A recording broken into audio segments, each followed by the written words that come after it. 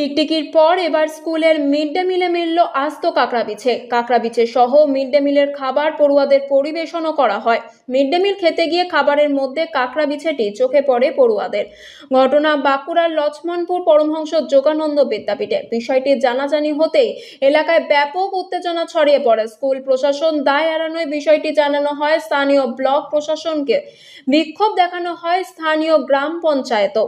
স্থানীয় সূত্রে জানা গেছে, অন্যান্য দিনের মতোই আজ বাঁকুড়ার লক্ষ্মণপুর পরমহংস যোগানন্দ বিদ্যাপীঠে মিড ডে মিল রান্না করা হয়। নির্দিষ্ট সময়ে রান্না করা খাবার পরিবেশনও করা হয় পড়ুয়াদের।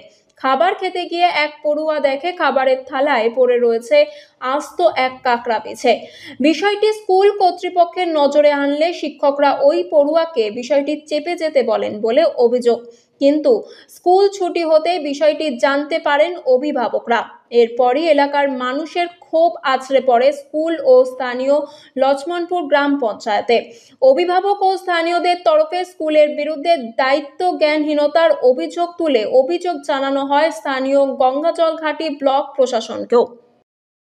এটা দীর্ঘদিন ধরে হেডমাস্টার এরকম ভাবে অবহেলার কাজ করে থাকে, কিন্তু সেখানে আমরা যাই, আমরা বলি যদি কোনো ব্যক্তির গার্জেন মানে স্টুডেন্ট যদি না থাকে তখন হেডমাস্টার থেকে রিপ্লাই আসে আপনার তো স্টুডেন্ট পড়ে না, আপনার আসার প্রয়োজন নেই। এইরকমও হয় ঘটনাটা।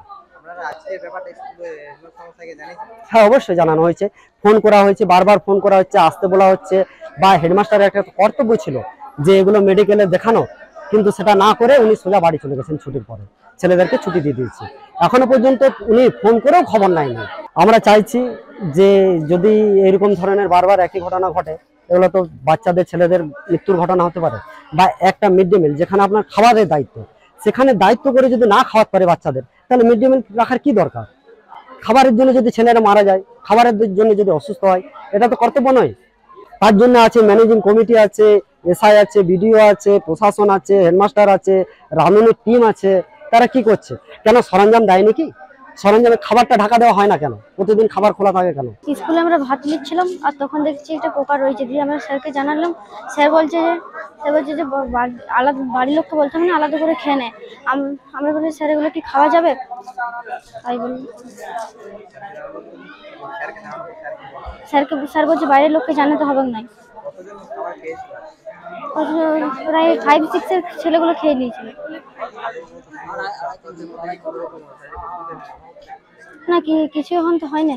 লক্ষ্মণপুর গ্রাম থেকে আমাকে জানানো হয়েছিল, ফোন করে গেছে যে এরকম স্কুলে মিড ডে মিলে একটা খাবারে কি ধরনের একটা পোকা পড়েছে আর কি, সেই খাবার নাকি বাচ্চাদেরকে খাইয়েছে।